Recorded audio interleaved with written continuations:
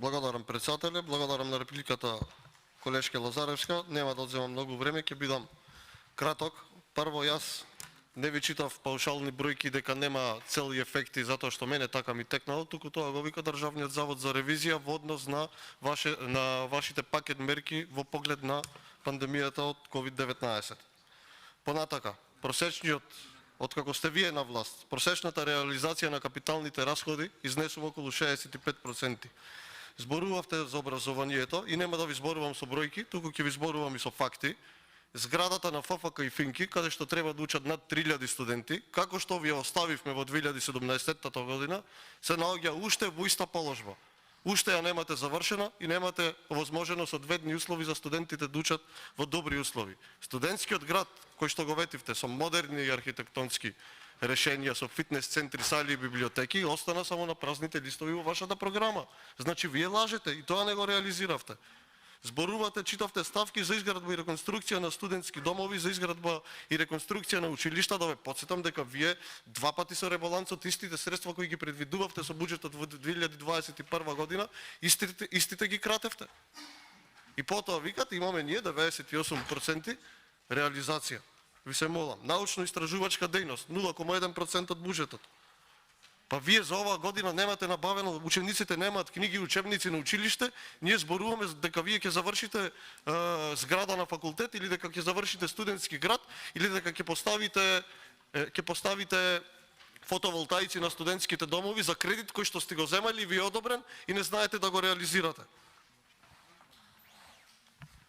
Криза беше и во 2008 и 2009 година исто. Европска должничка, светска должничка, ма тогашната влада многу подобро се справуваше од вас. Мислев дека ќе ми одговорите исто за автопатот Кичево Струга, зашто не е завршен. По 5 изјави имате од Димитар Ковачевски, министерот Бочварски, предходниот министер, ќе се заврши до крај на 2022, па ќе се заврши до крај на 2023, па ќе биде до 2020, веќе не знаеме, години поминуваат, процентот на реализација околу 61%. Го оставивме автопатот со 51% реализација. Ајде биле изместени трасите, се прекина.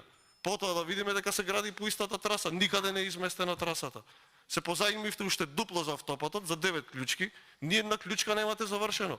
Нешто немате завршено, немате почнато ни една клучка, само една кај Издеглавје. Зошто зајавлани пред изборите се сликаше кај Ќафасан дека ќе се гради, дека се одобрени средства од Подмалје до Ќафасан? Зошто не е започнат тој проект? Колешке Лазаревска, граѓаните бараат видливи резултати. Граѓаните бараат да го продолжите еден проект да завршите барем од она што ви оставивме. Еден проект немате завршено. Не бараат граѓаните ваши штимани бројки кои ви ги напишале во Центарот за комуникации на СД, само да се бодрите сами себе си колку сте добри. Не сте добри. Граѓаните живеат на работна сиромаштијата. Граѓаните не знаат како ќе ја поминат зимата, а вие се уште немате предложено конкретни предлог мерки. Се занимавате овде со рекла казала колку сме добри. Ајде излезете на избори да ви кажат граѓаните колку сте добри. Срамота е ова. Па не ли ви е срам? Учебници немаат учениците, во ноември ќе стигнели учебниците. Каква брука од држава. Брука невидена. Нема што повеќе да ви реплицирам. Благодарам.